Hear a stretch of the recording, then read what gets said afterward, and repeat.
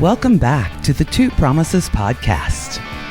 Let's dive right into another exciting adventure with BD and crew as he pursues his new passion of one day finding the best, most epic bourbon. The Two Promises team sends their special thanks to Hobie and the Huckleberries for that masterful theme music. So grab a glass, relax, and enjoy responsibly. Baby says she's leaving if I don't stop drinking wine. So I switched to whiskey, now I'm feeling fine. Drinking that smooth, smooth whiskey. No more wine. I like straight bourbon. Baby, you try the ride. Welcome back, everyone, and thanks for tuning in. Thanks for following my journey. I would like to just state that I do apologize for not being as active on my socials lately. I know that's a big way that we have been communicating and keeping up to date on new podcasts, what's going on and everything, so I do apologize for that. But now that the holidays are kind of past us and we're a little bit more settled here, I do intend to beefing up those socials and getting all of our stuff back integrated so that we can really have a dialogue and engage the way I've kind of always intended to. Again, thanks for your support, especially through the holidays. I know there's been tons of stuff that everyone has been just going through. The holidays are a tough time for everyone, and plus with everything going on in the world, it just makes everything more difficult. So we've had a lot of different topics so far, and the theme has been make bourbon medicine again, right? The journey that I went on was about learning healing, and not just physical healing, but also kind of mental healing, emotional healing, spiritual healing, soul healing, however you want to kind of break it down. So that was the heartbeat behind this entire project and the start of this entire project. This episode, I'm intending to be slightly more introspective.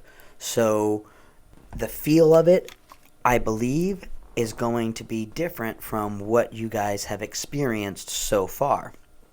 And what I'd like to do is just kind of more ask questions that you can stew on. Rhetorical questions, whatever, so that you can kind of tease out some areas in your life that might be affecting you subconsciously without you even knowing it.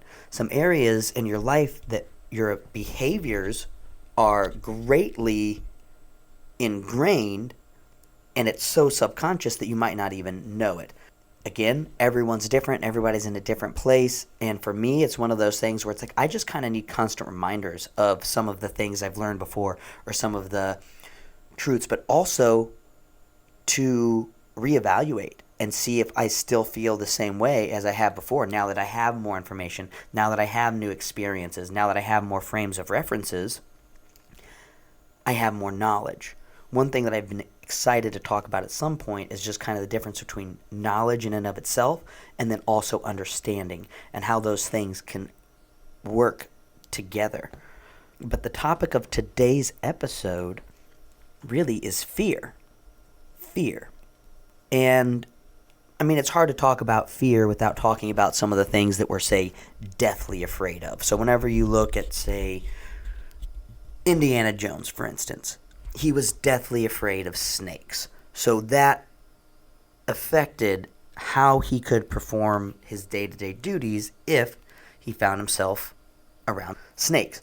So we have those things where it just, as soon as we see it or exposed to it, the response is immediate. You can look at these as phobias and things like that. But really what I'm mostly curious about, I mean, one, obviously you should know that and recognize it, but what I'm mostly concerned about are the day-to-day fears or the real fears, anxieties, and stuff that might cause you to avoid things. And especially with COVID, that's brought a lot of us to thinking about some of these fears, not just what we're afraid of in terms of our own mortality, but also our fears of what other people think and believe. So if your day-to-day fears could vary from person to person. It could be as simple as how COVID is in fact transmitted. and whether masks are effective, whether they are or they're not, all these things that we have seen back and forth through the media and this whole pandemic.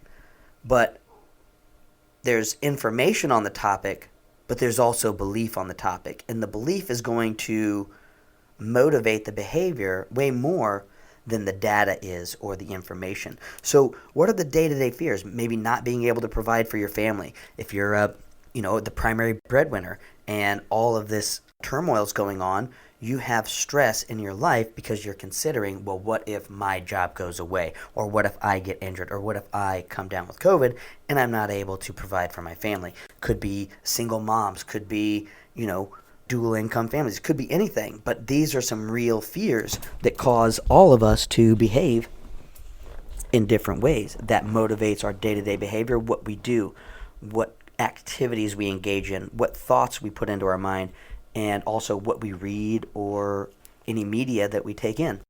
Other fears could be like, what if you live with someone who is known to be extremely temperamental, maybe even abusive, if they drink too much or if they are on too many substances or whatever. These are very real fears that we have to really deal with.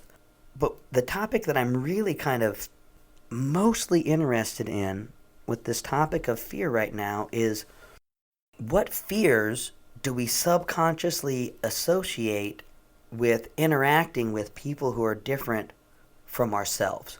Whether that's just a different belief system, a different appearance, a different lifestyle.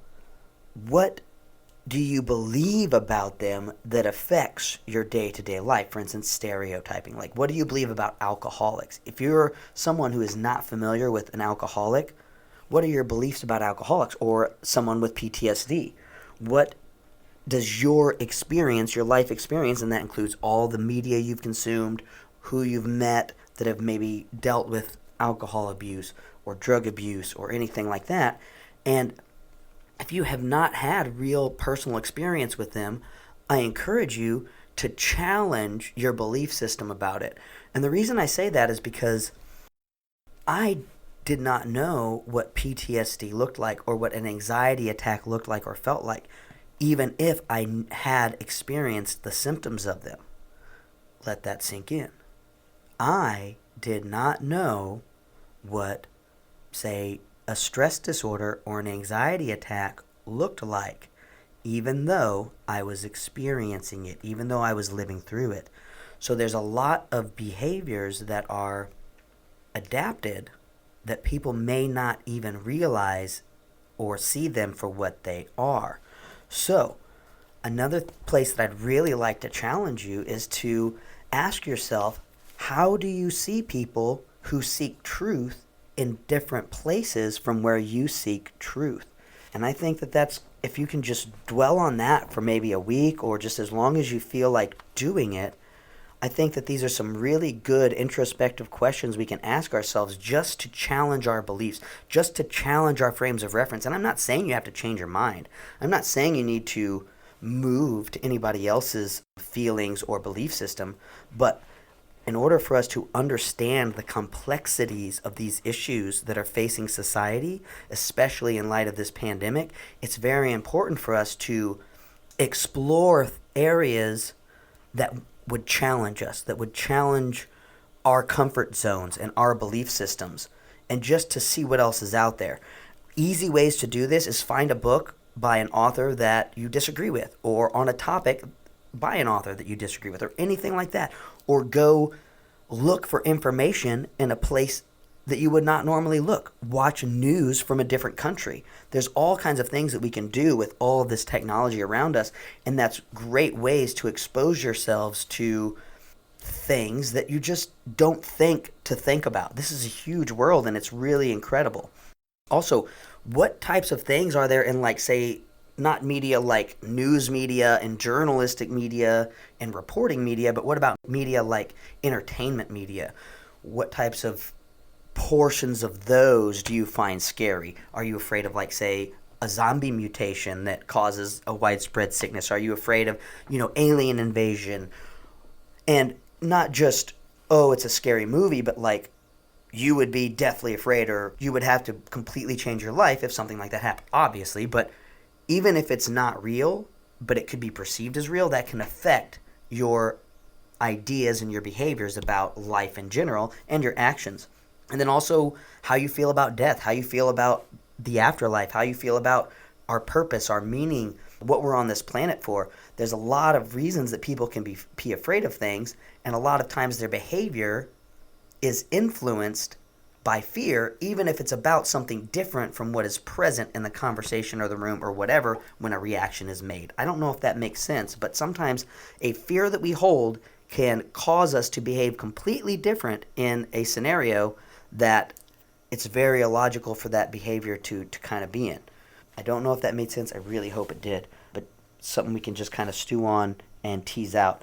So there's conscious and subconscious reactions, and excavate down. The more you can kind of excavate down, go back, kind of see, why do you act this way? Why do you respond this way? What caused that? Then you can keep going back. Okay, well, how did I get so triggered by that? Okay, this happened repeatedly. Okay, well, why did this happen repeatedly? Or what was the event that catalyzed that started that was the inception or incident of that level or that layer? Because again, we're excavating, we're going deeper and deeper and deeper. And then once you've kind of taken a lot of these topics and a lot of these concepts and you've teased out what you're afraid of, and you're probably not going to be able to do this over the course of just this episode or maybe even a week. This could be a very, very, very long process, probably lifelong, because it really is, because your fears can change as you grow. You're going to learn more things, and the things that concern you and the things that make you uncomfortable are going to change. A very important point that I kind of want to make on this is, as we've talked about kind of the quotes we've been using about how your thoughts affect your actions and all that kind of stuff, if you do not believe in the way you're acting, so after you've excavated down, does how you think and act promote congruence or division with your core values? That's what I'm meaning to say. Once you've excavated down, does how you think and actually act based on these feelings promote congruence or division within your core values? Because if it creates division, that is going to be an anxiety and a stressor that is going to grow and increase over time. So if you do not manage that and intentionally deal with that, you are going to create additional stress. How much additional stress you create, I don't know. And again, if it's left unchecked, it can create some very devastating problems for yourself, for your relationship, for your future, etc. So being congruent with your thoughts and behaviors, even your subconscious actions, is wildly, wildly important. Another topic I'd really like to kind of touch on is that comfortability piece. A lot of times it's in our nature to seek more comfort, to seek something that feels better, to seek something that's going to improve us. It's natural, right? To adjust the thermostat whenever we feel the effects of the environment too much, or to put on an extra layer. These are all things that keep us alive. They're great things. But another challenge that I would have is, as you're kind of doing this introspection process, is find areas that do make you uncomfortable and try to move into them. Try to tease things out. Try to go there and see how it affects you. Get a guide. Like for me, I was trying to learn some different yoga moves. I'm uncomfortable trying to search for YouTube for the right one whenever I don't know how to explain it is difficult. But going to some park yoga or some yoga studios or whatever where there's a guide where someone talks you through and says the name of the move and then demonstrates how to do it has been extremely helpful, and it's a social outlet as well. So while I'd never really done yoga, exploring yoga in that way really opened my mind to a lot of things, and it was fun, and it was a growth experience. Was it uncomfortable? Absolutely. But if you've ever experienced pain or you've ever experienced a large growth period in your life, you've known that it was the uncomfortability and the grind and all that stuff that really helped you peak. So, there's tons of ways you can kind of motivate yourself through that pain, through that stuff, and just keeping that positive mindset and pushing through, right? And then once you hit those little parts of victory or whatever, those little peaks, even if it's short-lived, you still have that really like that feedback loop, a chemical, serotonin and dopamine, all that kind of stuff that's going to pump out and say, cool, successful, good job, you have succeeded. So these are all very positive things to recognize that, and then to also, accept that. Let yourself enjoy the victory.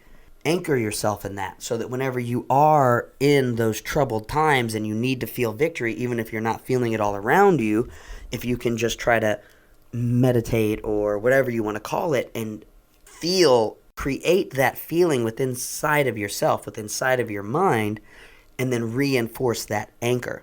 And then you can kind of feel victory even in the valleys, even in the storms, even in those areas where you are afraid, you do feel surrounded, but it's just a mindfulness tool that you can add to your toolbox to get yourself through some of these tough times. And also it will promote more congruence because you are acting, and it's going to promote also more confidence because you're seeing, one, I am doing something and it is having a positive impact on my situation.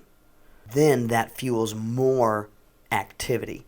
I've heard it described as the bear cycle.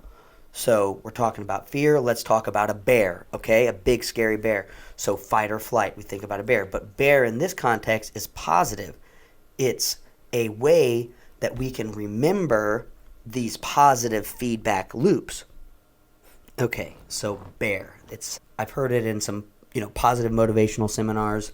And so if you haven't had the opportunity to go some of those, or you have not found that in your kind of education throughout your life, well, I'd like to pass that on to you here. It's been something that I've been able to communicate with some of my friends, colleagues, etc., to kind of help us stay motivated in some of the times where we might be kind of emotional or not feeling our best. So bear.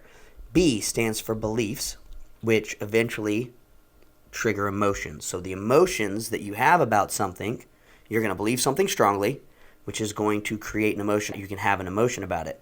The stronger that emotion, the more fuel you're going to have for actions. Actions are what is actually going to bring about the results. You can believe something, you can have intentions, you can have meetings, you can talk about it, you can stew on it, you can write plans, but unless you take the action to implement those strategies, those techniques, those tools, and this could be as small as just in your interpersonal relationships, implementing your own communication tools, if you're on a communications journey to improve your communication, right? So beliefs, beliefs about something are going to be catalysts for your emotions. How you utilize your emotions and how you channel and use your emotions spurring into action is what's going to generate results. Now, a lot of times we want to have a one-for-one exchange. If we take an action, we want to receive something back.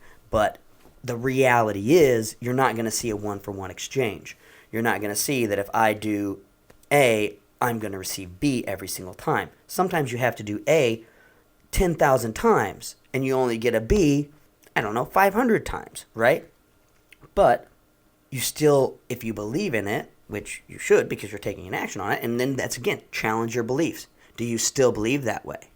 What can you do better? How are your resources? How are your tools? Do you need to grow more? Did you drop part of the cycle that might have been useful, and then now that you circle back around that, boom, now you reset on that big growth or momentum track. So again, there's a lot that can go in it, but if you could do me a favor or do yourself a favor in some of this mindfulness and teasing out and getting down to your core values and your core beliefs, because that really is what's going to be the baseline for your reducing stress, reducing anxiety, and I would like to say mental resilience. I think that's a good way to put it, is mental resilience.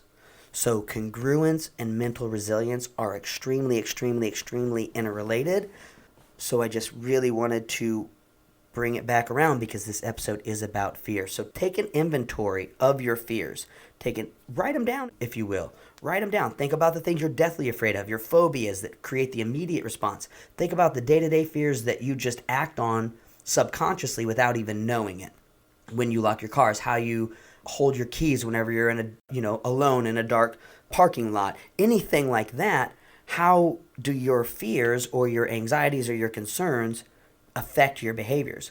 And then, again, circle back to your perception of other people and their beliefs, and how does that modify your behavior, or even just your thoughts about them and around them, and then how you talk to them and interact with them. So these are a handful of things. Again, this episode was more about just taking personal inventory and getting honest with yourself. We've talked about honesty either on this podcast or whenever I've been a guest on other podcasts. So take this time and take this episode to use it as a workbook, to use it as a worksheet. And again, what you do with the knowledge is what's going to bring that result. And since we're kind of on it, we have knowledge, which is really just kind of potential. It's a potential power. It's a potential for something. Now, whenever you have understanding, that's where you can see how that knowledge relates with a lot of the things around it. So it's great to be knowledgeable in an area, and it's great to be an expert, and I love experts, and I seek them out. I crave them.